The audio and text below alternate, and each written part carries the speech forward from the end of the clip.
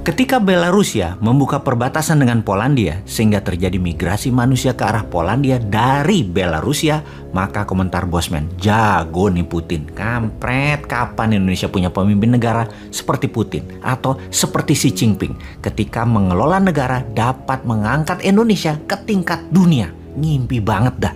Kita semua tahu ambisi Putin ambil Ukraina. Kita sudah rinci mengapa Putin mau menganeksasi Ukraina. Yang jadi pertanyaan selanjutnya adalah bagaimana cara Putin mengambil Ukraina. Tidak seluruh Ukraina, tidak sampai Kiev, hanya sebagian Ukraina. Maka Putin melakukan banyak manuver trisula yang menarik. Pertama, Belarusia yang merupakan negara perbatasan Rusia yang pemimpin Belarusia adalah sekutu Putin, mulai bermain mengganggu Polandia. Belarus dibikin atau dikonflikkan dengan Polandia sehingga warga Belarusia hijrah migrasi keluar Belarusia ke Polandia. Tujuannya ya pastinya membuat tentara NATO dari Eropa Barat mau ke Ukraina jalan darat jadi nggak bisa. Mau masuk lewat Belarusia ya bakal tidak dikasih karena lagi konflik.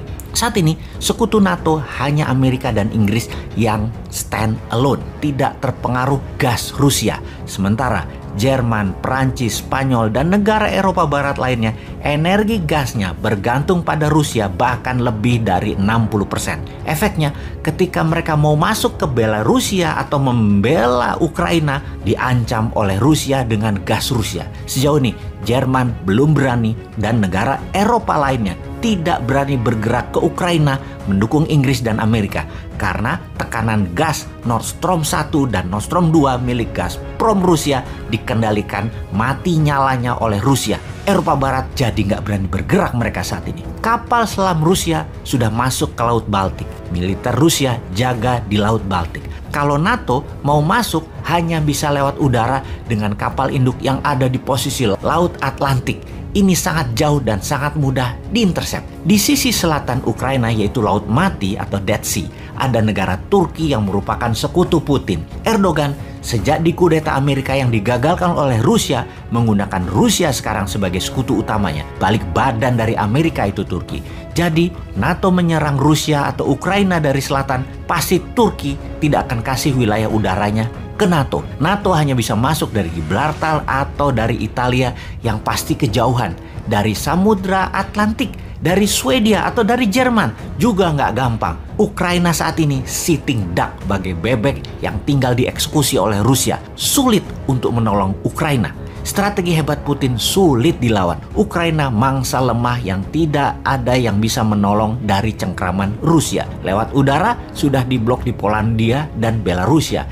Eropa Barat ditekan melalui gas. Amerika Inggris hanya bisa serang dari Gibraltar atau dari utara Belarusia, dari Latvia. Jadi kesimpulan, lupakan NATO, Anda kalah strategi sama Putin. Apa efek perang Ukraina tersebut? Kita semua tahu harga minyak mentah di tahun 2021 naik 50% menjadi di harga sekarang sekitar $77 per barelnya. Setiap kenaikan $1, Rusia untung mendekati angka $1 billion per harinya dari minyak tersebut. Ketegangan Ukraina akan membuat minyak mentah dan harga gas naik. Ditarget naik 20%-an dari nilai sekarang ke arah $100 per barelnya. Rusia untung dari dua sisi, untung dari harga minyak dan gas, serta dapat Ukraina kalau perang terjadi antara sekutu versus Rusia. Rusia saat ini di atas angin. Di sisi lain, perang pasti berlangsung cepat. Rusia pasti tidak ambil Kiev, tapi mungkin sampai perbatasan Kiev. Lalu dunia akan resesi, slow down ekonominya ketika harga minyak ke $100 per barel. Slowdown ekonomi jadi berkepanjangan setelah COVID membuat manufaktur industri melambat. Ditambah perang Ukraina di ujung mata. Perang Ukraina akan berefek memukul ekonomi dalam negeri Tiongkok pastinya. Sebagai negara produsen yang minyak BBM importnya hingga 90% yang semua didapat dari luar Tiongkok. Hal ini yang membuat Xi Jinping makin tidak populer, dan untuk populer Xi Jinping pasti meniru Putin, yaitu bangkitkan nasionalisme dan serbu Taiwan. Kedua perang tersebut sudah diprediksi sejak 2019 dalam kitab Sontoloyo yang berjudul Mardigu Nation. Jelas sudah mengatakan perang Laut Natuna Utara dan perang di selatan Eropa pasti terjadi. Sungguh, data ini bukan ramalan, ini analisa. Full data sebelum membuat analisanya. Rusia dengan strategi Morishkova 2.0 memang punya rencana besar di Eropa dan merinci bagaimana mengambil Crimea, melepas Inggris Brexit dari Uni Eropa, melepas bangsa Katalan agar mereka merdeka dari Spanyol, mendukung separatis Baski, mendukung separatis timur Ukraina anti Kiev. Semua strategi jangka panjang oleh Putin dikerjakan desainnya sejak lama. Sejak tahun 2013 di sisi Xi Jinping dengan obor untuk mencaplok sumber daya alam suatu negara yang ditukar dengan infrastruktur yang 100% berbahan Tiongkok. Strategi Tiongkok selanjutnya adalah mengambil balik Macau, mengambil Hong Kong, dan mengambil Taiwan adalah mimpi Xi Jinping yang terus dimatangkan untuk menjadikan Tiongkok one nation, one system. Karena itu, kita harus mendesain, memanfaatkan peluang untuk menjadi negara besar, menyalip di tikungan selagi gajah dengan gajah berperang di mana-mana. Jangan cemenlah bernegara. Masa ngurusin hal-hal yang nggak penting sih, seperti kayak tentaranya misalnya. Masa tentara disuruh megangin anak-anak yang dipaksa vaksin dengan sadisnya yang membuat anak kecil bisa pada trauma semua? Atau bernegara saat ini para elitis malah sibuk membangun apa saja proyek-proyek tadi dengan hutang-hutang lagi, sibuk bagi-bagi cuan antara pengusaha dan penguasa atau istilahnya peng-peng. Sibuk atur-atur kebijakan proyek untuk mereka belah-belah di atas sana. Rakyatnya hanya dikasih info dari buzzer seakan apa yang pejabat kerjakan tidak melanggar sumpah jabatan walau KKN.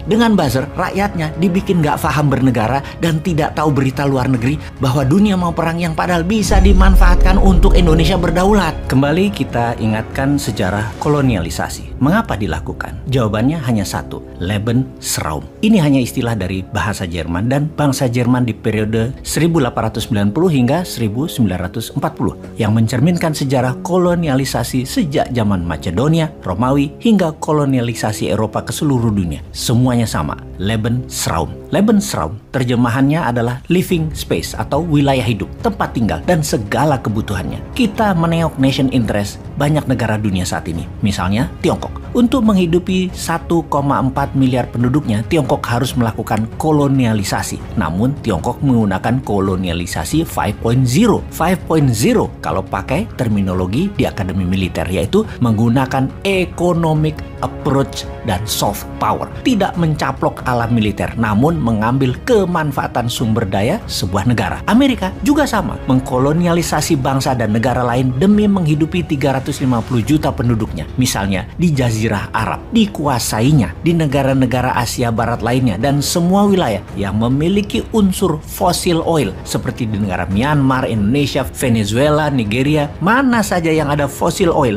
Amerika masuk mengendalikan dengan hard power, dengan tekanan premanisme. Itulah mengapa kalau kesadaran bernegaranya rendah, sebuah negara yang pimpinannya lemah, negara tersebut memiliki sumber daya alam yang besar, maka kepastiannya yang bisa terjadi adalah takluk oleh Tiongkok atau ditaklukkan oleh Amerika. Bahkan ada yang takluk kepada keduanya. Intinya pastinya sumber daya alamnya yang disikat. Miskin nantinya seperti Nauru, negara kepulauan di selatan Pasifik yang kaya akan fosfat. Dalam 40 tahun disedot Amerika sampai nol. Sekarang miskin itu negara Nauru. Pemimpin lampaunya menjual tanah air sumber daya alam Nauru dan tidak menjadikan Nauru negara produktif, memanfaatkan kekayaan tersebut menjadi modal untuk membangun industri, tapi malah menjadikan negara konsumtif, paling berdagang aja. Kembali ke Lebensraumnya Rusia, negara yang wilayah daratnya luas, penduduknya 150 jutaan, namun sangat berambisi untuk mengembalikan kejayaan Soviet dan memerlukan kendali atas Eropa, dan pastinya memerlukan wilayah negara lain yang dipimpin oleh pemimpin lemah